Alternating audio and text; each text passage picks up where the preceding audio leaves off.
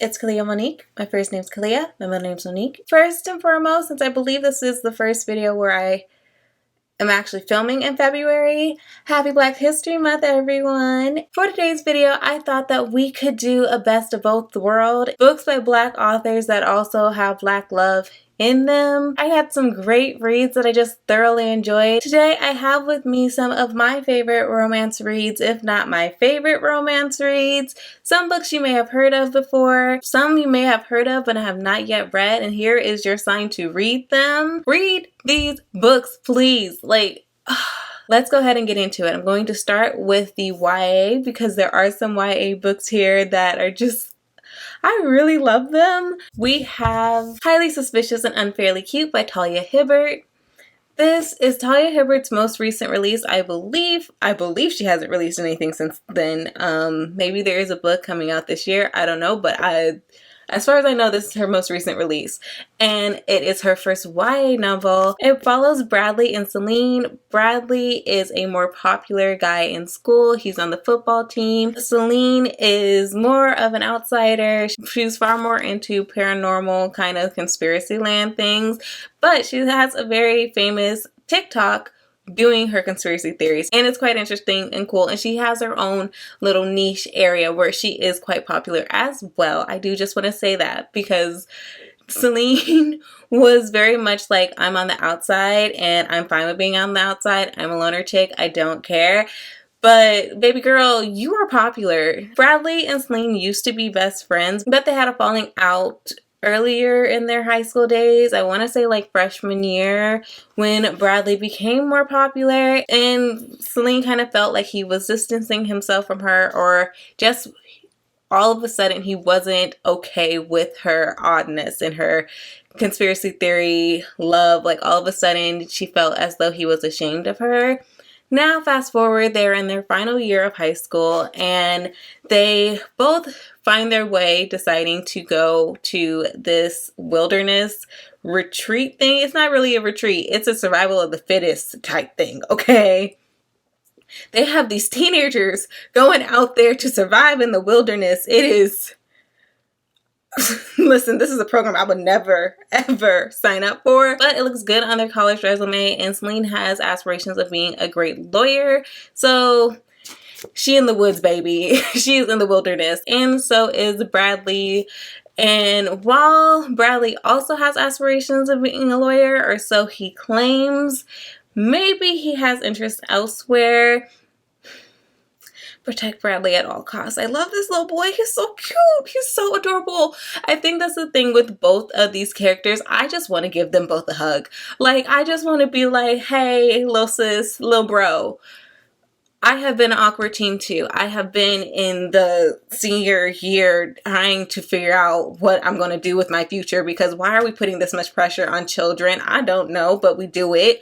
And you know what? You're going to figure it out. What's most important is you picking the path that is best for you, and you're going to figure out that path and you're going to do great. Both of these people are smart, just truly intelligent and amazing human beings. As much as Celine wants to be like, I'm a loner chick, I'm mean, nobody wants to be my friend, I'm okay with that. She is the kind-heartedest, like, is that a word? She's the most kind-hearted person in the most natural way. Celine and I would be friends in high school. Like, we would definitely be friends because she is not fake nice. She's not going out of her way to be nice. It's just her natural self. She leans very much towards justice, and the way that tends to present itself is her gravitating more towards the outcast of their generation. Is that the word? Like, she'll head towards the more like loner, or not so much trying to be loner, but awkward, kind of to themselves, kind of outcast groups of people, and makes them feel really welcomed and nice. She's just like, as much as she wants to be like, I don't like anybody and I'm a bitch, she is not. Just because a person presents as moody and doesn't smile at it all the time doesn't mean that they're a bitch. And Celine is the greatest depiction of that, because she went out of her way to help others during this wilderness excursion, and the way she would tell it is that it was just to move things along, or it was the easier way to do, or it was the obvious choice. And it's like, Clearly it wasn't the obvious choice. Give yourself credit for being a team player, being a kind person. And I love both of them so much, and their little romance, I was rooting for them. Like I said, both of these people I just find to be like my little brother and sister. They're so cute and adorable, and I just loved this. Unfairly cute is the perfect description for this book because it's just so unfair that they were this cute. Next up, a book that I've definitely talked about before, but let me talk about it again because baby. We're talking about Honey and Spice by Bolu Babalola. Honey and Spice follows Kiki and Malachi. They are both in college.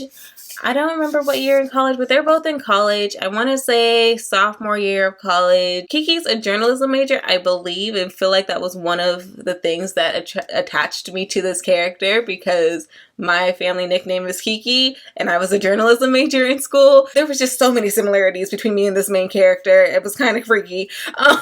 She has her own radio show at school that focuses on relationships and giving relationship advice to people who write in, primarily the women on campus that write into her seeking relationship advice, and she gives relationship advice. She's very popular for that. She's doing great with it. Everybody's going to her for relationship advice, and she's great. That's where she's getting her bag. I mean, I don't believe she's getting paid for this. In fact, I'm positive she's not getting paid for this, although she should be getting paid for this. I'm just saying, if she's that great, give my sister coins. Now enter Malachi, the new guy on campus. He just transferred on to campus, and all of a sudden, Kiki is bombarded by all these letters from women talking about this boy, this new guy on campus who is just prancing along, saying hey to all the ladies, saying a bit more than hey, but he's a very friendly guy. Let's say that. He's a little playboy. I'm not gonna lie. At the very beginning, he's a little playboy. Kiki, as she does, provides her brutally honest advice to these women writing in, and Malachi doesn't quite like the things she's saying about him, but hey, game respects game, whatever. You say what you want to do. I'm not going to be too mad about it. Until an event breaks out one night that, along with some other circumstances, leads Kiki's show to be kind of in turmoil and leads Kiki to believe that maybe the show is not as great as she needs it to be for her to receive an internship into a prestigious program that she wants to be a part of, or company. Y'all get what an internship is. And so in a damage control situation, she ends up in a fake dating situation with Malachi, and he may also be showing up on her show, and they kind of do a couples advice thing while they're fake dating, but the chemistry, these folks needed to be together all along is all I'm going to say, because the chemistry was chemistrying from the day one, from the very beginning. Oh, I swoon. Also, not so small detail because it is a great detail, but small detail. Malachi is described as a cross between Kofi Cerebral and not Idris Elba, although... well, what would that mix look like? Morris Chestnut. A cross between Kofi Cerebral and Morris Chestnut. Morris Chestnut has been fine my whole life, before my whole life. And Kofi Cerebral, he is that for my generation. And I just thank you. Malachi is just so his personality jumps off the page. You can't help but like him, even though you know he's a little playboy, even though you know he's a player. He is friendly with all of these girls on campus and has caused quite a stir. You can't help but like him. He's so nice and funny and charismatic to even the reader. Just a great personality. So proud of him. And it just jumps off the page. Like I said, their chemistry is everything. I couldn't help but giggle and laugh and just love this story. It is so good. I highly recommend. So next up, the final book in our YA section is Instructions for Dancing. I have not talked about this book in a hot minute, y'all. Y'all, this book is just so cute. And when I was going through my shelves to be like, okay, where are my Black romance reads? This one, because of where it's positioned on my bookshelf, I almost missed it. And then I saw it and I was like, oh my God, I can't believe I almost missed you. This book, I read this in 2022, I believe. It was like because we're in 2024 now. So 2022, about 2 years ago, I read this book and it still has left its mark on me. And again, X is just so charismatic. So, Instructions for Dancing follows Evie and X. Evie's parents just went through a tumultuous divorce, a very difficult divorce, leaving Evie, who was quite the romanticist, quite the romance girly, to no longer believe in love. And it doesn't help that all of a sudden, anytime Evie sees a couple kiss, she sees how they break up as well. So this is a pessimist, it's a relationship pessimist. Can you blame her? I would be too. I gotta see all these people breaking up. My parents were, oh no, no. I will say towards the end of this book, there is something that happens surrounding Evie's father that I realized Evie's a better person than me, because I promise you, I'm sticking 10 toes down with my mama. Okay, I'm with my mom no matter what. I don't even care if my mom's okay.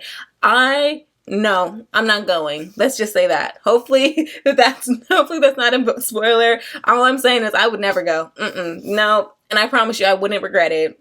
Okay. Anyway, back to the romance, the beauty of this book, the greatness of this book. I will say there were parts that felt just a kind of unrealistic or even convenient to a degree, but it was just so cute. You can't forget how cute it was. The chemistry. Both of the characters are just really great characters. X is the grandson to the owners of a dance studio that Evie ends up at, trying to figure out why she can see why these folks are breaking. Like, why can I see everybody breaking up? I need answers. And somehow she ends up at this dance studio. And that's not me not knowing. That is literally, that's the synopsis, okay? I'm trying to figure out what I can tell you, what I can't, because it's been 2 years and I would tell you everything in this book if I could. So Evie ends up in this dance studio and X is the grandson to the owners of this dance studio. It just so happens to be that Evie and X partner up to do a dance competition, a ballroom dance competition. How freaking cute is that? I just want to say, I saw a post recently on Bookstagram that was just like, hey, dear romance authors, dear Black romance authors, can we get more Black characters, Black female characters, or Black main characters with interesting or unique hobbies, such as, and it was somebody tap dancing. I would love that, by the way. If you know any books with like very interesting hobbies that the main female or male character does, please let me know. Hello, ballroom dancing, definitely one of those, because honestly, I don't really think the first thing that comes to my mind is, when it comes to Black love, is not necessarily the ballroom, but it absolutely is now that I read this book. This is just so cute. The chemistry, the cuteness, the charisma, I love it. Much like Celine and Bradley, we're talking about high schoolers, so of course I'm seeing them as my little sis and my little brother, and they're just so cute. The cutest romance ever. And yes, oh yes, I cried reading this book. Not the entirety of this book, but there was a portion of this book that I cried during. And honestly, I hope you cry too, because that means that the author did her job. It just, my heart. It's just so cute, so precious. All right, bye y'all. First, in the adult romance area, the only romantasy that I have, if you know of any more Black romantasy books, please let me know. I will take a Black female character. I'll just take the main character being a Black female. I'll take that. Y'all know this is my favorite genre.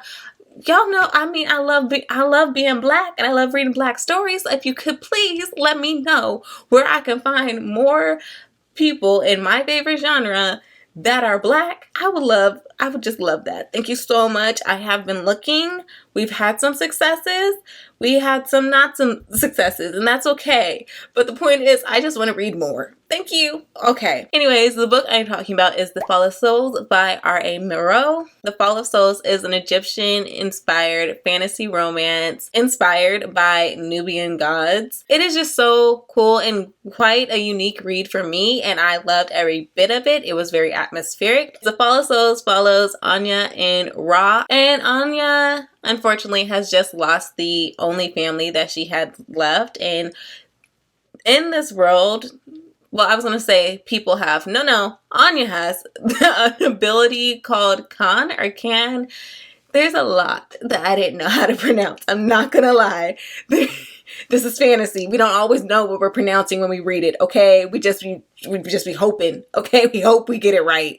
But if I'm getting it wrong, please correct me. But she has this ability called Can, and it kind of pulls to the spirits around, like spirits of the individuals around her. She has used it as fortune telling, get some coin, help herself survive. You know, it's hard out here. I was going to say it's hard out here for a pimp. She's not a pimp. It was just a lyric that came to mind. All of a sudden, as her Khan becomes, or Can, I'm going to say Can.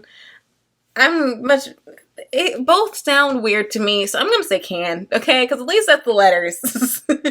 Her Can starts to become stronger and calls to the spirits of those around her, like the spirits of the individuals around her. Her powers are becoming stronger, and all of a sudden some demons come knocking on her door. This dark, mysterious, handsome, fine-ass man comes to save her, saying that he is her guardian and is going to help her on her journey to the hall, because there are mysteries to her story and her family lineage that need to be uncovered. It explains why her Khan is, or Can, I'm just going to say it interchangeably, y'all are just going to deal with that. It will explain why her Khan is getting stronger, and hopefully it will bring some balance to the imbalance that is happening currently in the world, or in the other world. What's a spoiler? What's not? Who knows? All I know is that the atmosphere of this book, the tension, I'm going to keep saying this, the chemistry between these two, I loved it. This was a great slow burn read, in my, like slow burn as I can take it, because we led up just bit by bit. I'm not a slow burn girly at all, y'all. I needed something very quickly, but this book kind of made me a slow burn girly, because every little bit in their relationship I was gushing over. This entire journey and the bond that they developed as they got closer, kind of, but not wanting to be closer, because ultimately Ron knows that this is a job for him, and if he is attached to her, then it's not only dangerous for him but her as well. And it's just, will they, won't they? Oh my god, so well done. I cannot wait till the next book comes out. Next up, a book that I've talked about recently, Only for the Weak by Natasha Bishop. Oh my goodness. This one, I always seem to say is a shorter read, although I'm starting to feel like maybe it's not a shorter read, and just like I just sped through it because it was that good. It is 238 pages, but I don't feel like that's any more different than like Instructions for Dancing, and certainly not Highly Suspicious or Unfairly Cute. So honestly, it's definitely within the realm of any romance book. I don't know why I keep saying it's a shorter read. It's a normal read. But man, did I eat this book up. Only for the Weak follows Janelle in Rome. Janelle's sister is getting married to Janelle's ex. And this was like a serious boyfriend too. They were together for like 3 years, I think.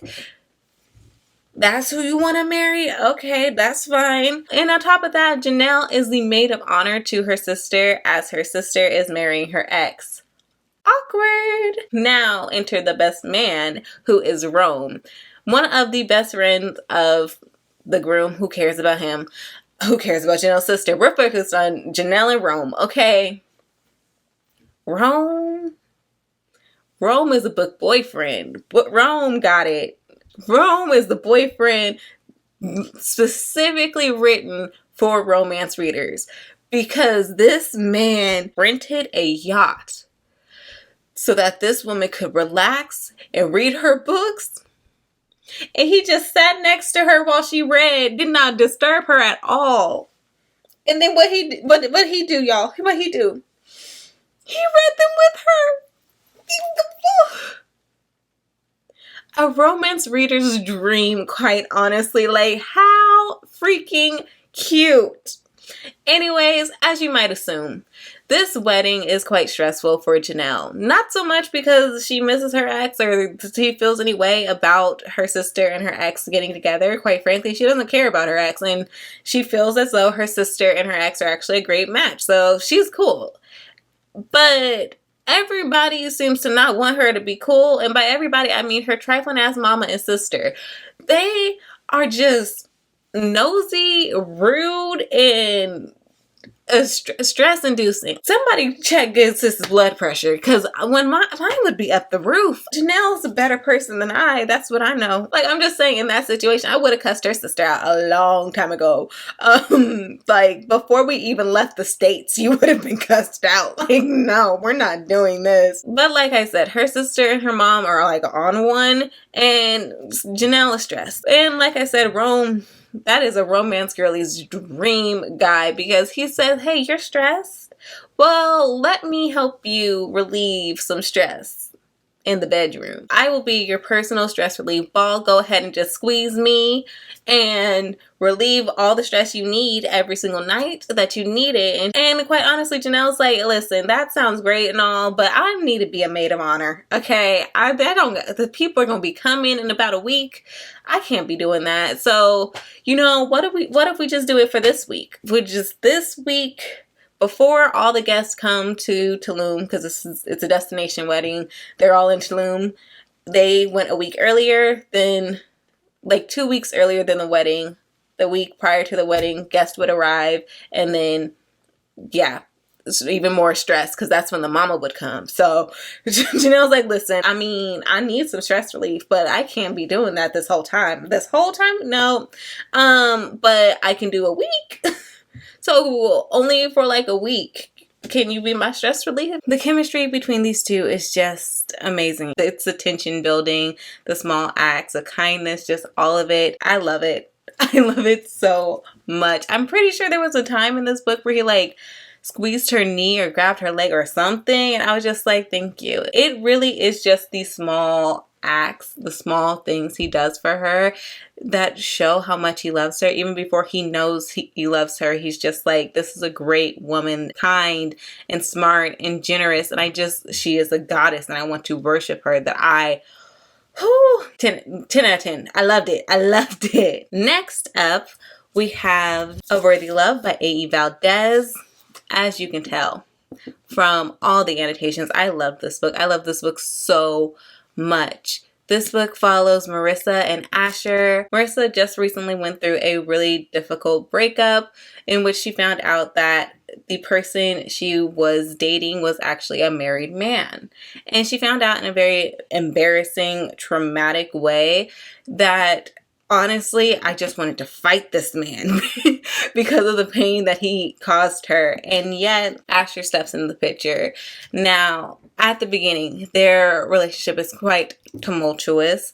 It did not get the best start, although actually, it kind of did get the best start, because much like Only for the Week, they get a one-time opportunity. One night, the best night, let's go for it. And honestly, the night was one to remember. It was a little too good to be true, but it did end quite terribly, quite honestly. Marissa's trust in Asher was kind of broken, but fast forward a few weeks, months, I don't really remember, Asher ends up having to work in Portland for a time, and that is where Marissa lives. They end up in a roommate situation, and sparks kind of fly. Honestly, like I have mentioned before, chemistry is going to pop up a lot. The chemistry between these two is just the way they joke with one another, the way he protects her. They're just so cute, and individually they are going through their own quite traumatic experiences. Asher's having to deal with some trauma from his past, visiting him, and Marissa, like I had mentioned, had gone through a really terrible breakup. Now, things from that breakup aren't quite finished. And I honestly just loved how each of these individual people were going through really traumatic experiences and found a way to lean on each other during it. One of my favorite things about Asher is that he acknowledges that Marissa is a very giving person. She gives to everyone, and she doesn't ask for anything in return. But as she is going through something quite traumatic, she needs someone to lean on to, and he is the perfect person for that. Now, in him realizing that she is a giving person, when it comes to his own problems, he doesn't really want to bother her with them. And eventually, Marissa, being the giving person she is, lets him know that it's not taking much away from her to give to him and to be his shoulder to lean on and his shoulder to cry on. And I just think that it was just so beautifully done. I loved it. Not to mention, let's go ahead and head to the dedication, because it says, "To my readers, your existence means you're worthy." Y'all are worthy. I am worthy. We are all worthy. And I just read this book. Again, much like our last book, it was these small things Asher did for her without even knowing that he loved her, or before he even loved her truly. It was the small acts of kindness. Again, him realizing that she is a giver and being like, I don't want to be yet another person she gives to. I want to be someone who gives to her. He's just... This right here, Asher Blaine, is my ultimate book boyfriend. I love this man. Now, I did do a little bit of an uh-oh, because this cover looks quite differently from the other ones. I did not realize that it was a part of the standalone series that A.E. Valdez wrote. And so I kind of jumped the gun and this was the first book that I read. But technically there were, I believe, 3 other books you should read before this. I will go back and read those books. I loved the writing in this book, and so I'm definitely going to go back and read the other books. But I'm going to go ahead and suggest you hurry up and read the other books so that you can get to this one, because oh my god, it's just so good. Also, just like a nice thing for me, this takes place in Portland, but Asher is from Seattle, or at least that's where he lives. And I am from Seattle. I really love that. It very much gave Pacific Northwest. I loved that. It was more relatable to me personally, and I enjoyed it thoroughly. These two have a special place in my heart. Oh my gosh. Next up, we have 7 Days in June by Tia Williams. This one follows Eva and Shane. Both are authors and both are well known in their respective genres. So Shane is more of a literary novelist, while Eva is a erotica novelist, kind of. Erotica, like paranormal romance-ish area. She has a really high fan base for the series that she's written. People love her. But in the writer's world, in the author's world, she's not really receiving the respect that she wishes that she would have. Shane and Eva actually knew each other when they were younger. They knew each other for a week while they were young and in high school. And in that week, they fell in love, had a great time together, and really got to, honestly, I would say, trauma bond with one another, because they both were going through their individual things. Now, fast forward, we're into some years later. Eva has a child. She has been married and she is now divorced. They have lived life. But Shane once again enters her life, or enters her sphere, and their lives once again intertwine. And it was just... Now, this book, I do have to say, I would prefer you go in knowing the content warnings for this book. I would say they are very strong. For example, a particular motif of this book, I would say, is addiction. Shane is dealing with substance dependency, or recovering from substance dependency. But as he, I believe, so eloquently stated himself, he kind of traded one addiction for another. And he kind of has a hero complex. He kind of has a hero complex going on, and even Eva, to an extent, is an addiction of his. And so he kind of just hops from addiction to addiction to addiction. And it is a motif throughout the book when it comes to Shane's character in general. And honestly, it was quite overwhelming for me. So if that's something that is a highly important content warning for you, do know that that is a theme within this book. Also, Eva herself is dealing with chronic pain. She deals with chronic migraines, and she has been dealing with this for years, including when she first met Shane. And due to that, at the time that she first met Shane, she was self-medicating, which just adds on to what I was saying of them kind of trauma bonding originally, because they were both two kids going through a really tough time. And because of that, they kind of found their way to each other, and it was grand and seemingly great and seemingly beautiful and fun, and just two kids who really just needed help latching onto each other for someone to understand them finally. And they found that in one another, but that's not necessarily a good thing considering they both were going through things at the time. Now they are adults. Eva still has chronic migraines.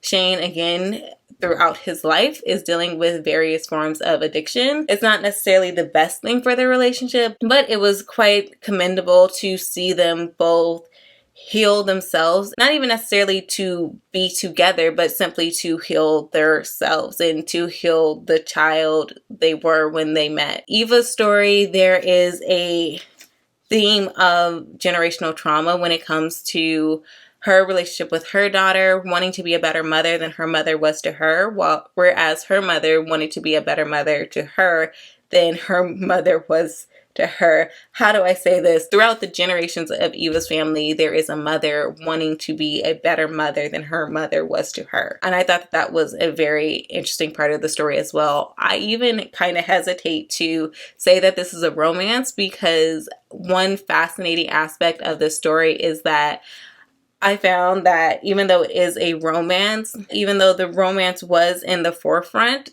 at times it also was able to step back a bit to other parts of the story. So Shane's story and his hero complex that he's found himself in, and Eva in her generational trauma, dealing with her chronic migraines and trying to mother a teenage girl. God bless her. Just because I was one doesn't mean I could handle one now, because my goodness. And it just was really fascinating. Even up till the very end, the romance was kind of jetting from being in the forefront to taking a step back, to being in the forefront and taking a step back. It just really felt like real life, and how we all deal with various things along the way that can include romance and other relationships, and dealing with our own hardships and traumas, and healing our inner child throughout all of it. I just thought it was very well done. It also just depicts a great understanding of healing, and even the recovery journey of both healing and recovery are not linear processes. It's a rocky road. It's a curvy road. It's a loop-de-loop. It's an up and down. It's a lot. And you can't necessarily rely on another person to heal you from your traumas or heal you in your recovery journey. It is yourself that needs to do the healing and the work. And at times it is a solo process. You need to heal yourself and then come to others. It's also delves on what it's like to apologize for some of your actions. Even if you were a child, if you've hurt somebody, what it's like to then apologize when you're an adult and can apologize. I think that this book had many aspects of it that were quite fascinating and interesting and very well delved into, that I truly appreciated, but I do understand that it could be hard for some other people to read. This book right here, this love story right here, Shane and Eva, I loved them. Next up, you have heard of this book time and time again. It is a very, very popular book on TikTok, Bookstagram, YouTube. You've heard of it a ton. I probably should have had it more towards the middle, but it's okay, because this book is that girl. Before I Let Go by Kennedy Ryan. Kennedy Ryan put her foot up and through this book. Okay, listen. So in this book, we are following Yasmin and Josiah. It is a second chance romance. They are a recently divorced couple who went through something very traumatic together, which ultimately led to their divorce. Now, while they are a divorced couple, their lives are very much still entwined. They got 2 kids together, including another teenage girl. I mean... Whoo, girl, whoo, child. Teenagers in general, it's not just girls, okay? We hear a lot about how teenage girls are difficult. Teenagers in general are just a lot of, parenting them. Wow. But like I said, their lives are very entwined. They have 2 children together, and they co-own a restaurant together. So they can be divorced all they want to. Their lives are still very much like that, okay? And this book just has such great representation for Black people going to therapy, Black men in particular, because we do see Josiah's therapy journey more prevalently than Yasmin's. And it's just, first of all, we're getting 2 people who are doing their damnedest to be the best parents they can be. And if you ask me, they are really great parents. Shout out to them for that. Secondly, 2 people trying to heal themselves from the trauma they've experienced. In both stories, we're dealing with various forms of grief. We're dealing with the trauma of divorce, all while trying to still continue on with life. And again, this is another book that was a great depiction of the importance of healing yourself in order to make something great with somebody else. I mean, it's a great depiction that you can't fill somebody else's cup when yours is empty. You can't love somebody else if you do not love yourself. All of the instances of therapy mentioned in this book was just so healing and beautiful. There was a moment with Yasmin where her therapist said something along the lines of, sometimes when we're depressed, we do or say things that we don't necessarily mean, and that's okay. And I just a beautiful reminder. It's okay that in this episode maybe you said something that you did not mean, or you did something you did not mean to hurt somebody by doing. You do ultimately need to apologize because that impacted somebody else. It hurt somebody else. And so it was just a nice reminder, like, it's okay, but also let's apologize. Let's put our big girl pants on and apologize for how we impacted somebody else when we were going through something. It's just really beautiful. Also, Josiah found out about the emotion wheel. And I gotta say, that was one of my favorite scenes of this book. This man,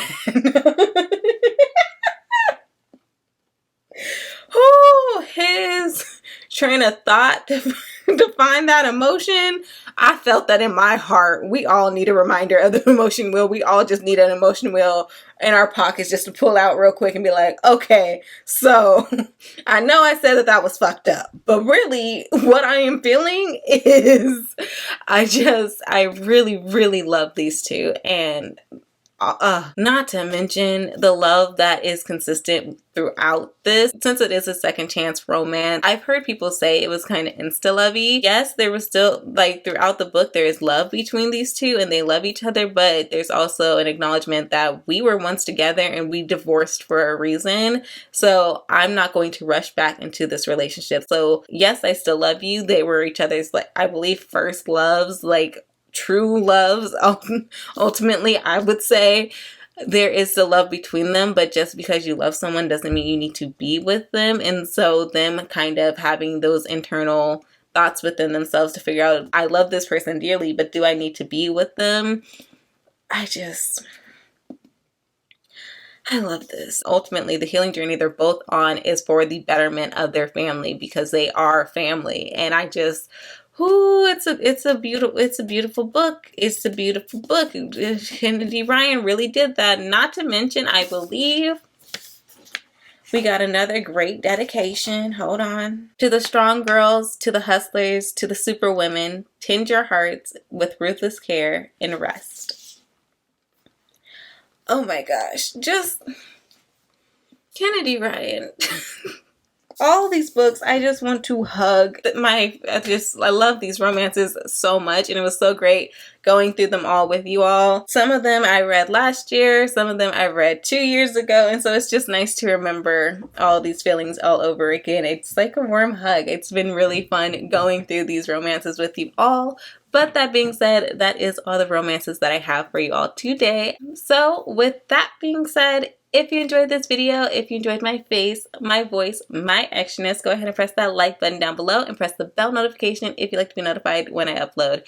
If you'd like to stay connected with me, as I would love to stay connected with you, I of course will have all my social media linked down below.